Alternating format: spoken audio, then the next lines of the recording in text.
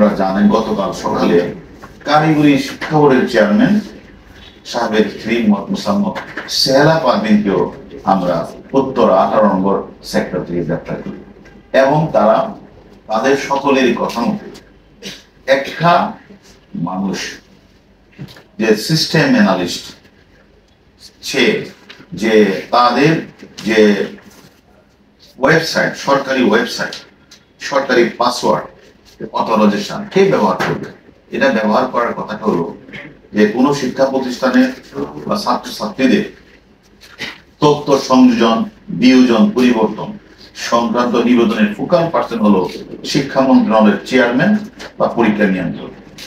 এটা তো কোনো ক্রমেই এই সিস্টেম অ্যানালিস্ট বা কম্পিউটার অপারেটরের কাজটা না। তাহলে সিস্টেম অ্যানালিস্ট বা কম্পিউটার অপারেটর যে প্রতিষ্ঠানের যে নির্দেশ কঠোরভাবে তারা গোপনীয়তা বজায় রেখে এই সংবেদন কাজগুলি করবেন। কিন্তু আমরা লক্ষ্য করলাম বাংলাদেশের বিভিন্ন উপজেলা, জেলা এই যে পরিচালক, প্রিন্সিপালগণ সম্পূর্ণ অবৈধ, অনৈতিক শিক্ষা বোর্ডের রেজিস্ট্রেশন রোল নাম্বার, রেজাল্ট পরিবর্তন নাম, জন্ম তারিখ সংশোধন করে তারা হোয়াটসঅ্যাপের মাধ্যমে টাকার বিনিময়ে কম্পিউটার অপারেটর সিস্টেম অ্যানালিস্টদের সাথে এই কাজগুলি তারা করে আসছে। এবং আমরা এই প্রতিষ্ঠানের দুর্নীতি পরায়ণ 25-30 জনকে শনাক্ত করা হয়েছে, যাদেরকে আমরা তাদের নাম নাম্বার আমরা পেয়েছি, আমরা তাদেরও গ্রেফতার করি। এরকম 25 জনের নাম আমরা পেয়েছি। বিষয়টা হচ্ছে যে কাজটা নিয়ন্ত্রক থাকার কথা বোর্ডের চেয়ারম্যান বা পরীক্ষা নিয়ন্ত্রক, ওনারা এই নিয়ন্ত্রকটা হাতে না রেখে এরা নিয়ন্ত্রকের কাজটা দিয়ে দিলেন সিস্টেম অ্যানালিস্ট। আর সিস্টেম অ্যানালিস্ট সে বোর্ড থেকে প্রতিদিন হাজার হাজার মূল কাগজপত্র নিয়ে তার পাইপ করার বাসাতে সে একটা কারখানা স্থাপন করে সেখান থেকে তিনি সার্টিফিকেট তৈরি করছেন। সেই সার্টিফিকেটগুলি উনি আনার সাথে সাথে সেগুলি বোর্ডের ওয়েবসাইটে আপলোড করে দিচ্ছে। অর্থাৎ আপনি সার্টিফিকেটটা নিয়ে কোথাও ঘুরতে হলে, বিদেশে গেলে সেখানে যখন সার্চ করবে তখন তো দেখবে যে বাংলাদেশ সরকারি শিক্ষা বোর্ডের ওয়েবসাইটে আপলোড করা আছে এবং এই রেজিস্টার নাম্বারগুলি সার্চ করলে বোঝা যাবে যে সঠিক। তাহলে তারা এই দিকে তারা বিভিন্ন ধরনের তাদের যে অপারেটররা, তারা যে অ্যানালিস্টরা, তারা একদিকে এগুলি আপলোড করছে এবং যে বিষয়গুলি যে শিক্ষা বোর্ডের চেয়ারম্যানের অথবা পরীক্ষা নিয়ন্ত্রক থাকার কথা, তার দায়িত্বটা দিয়ে দিলেন সিস্টেম অ্যানালিস্টের কাছে।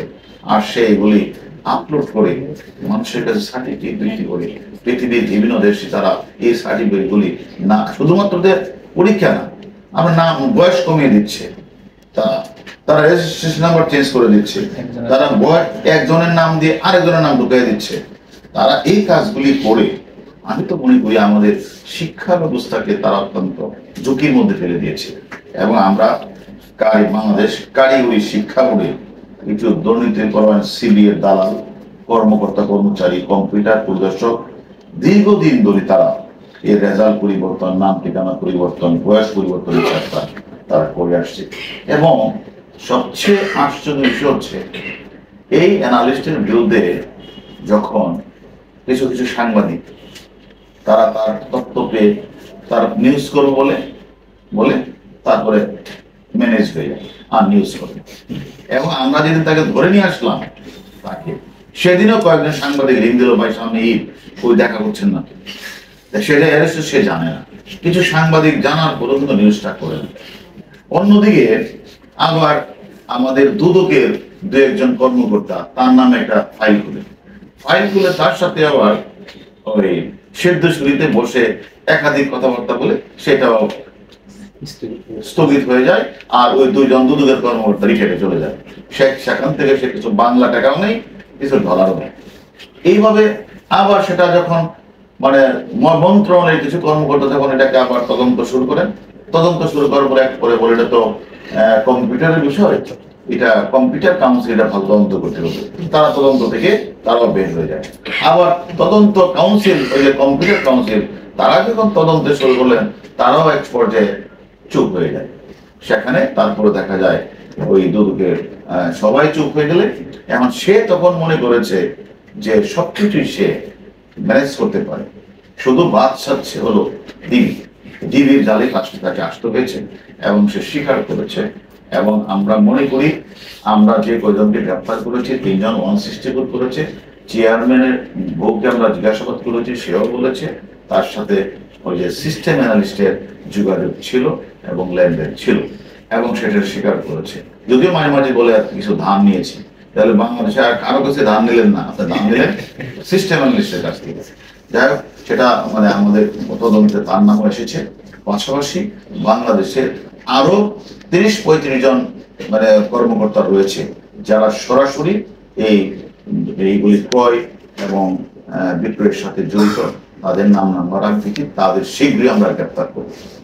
ভাই একটু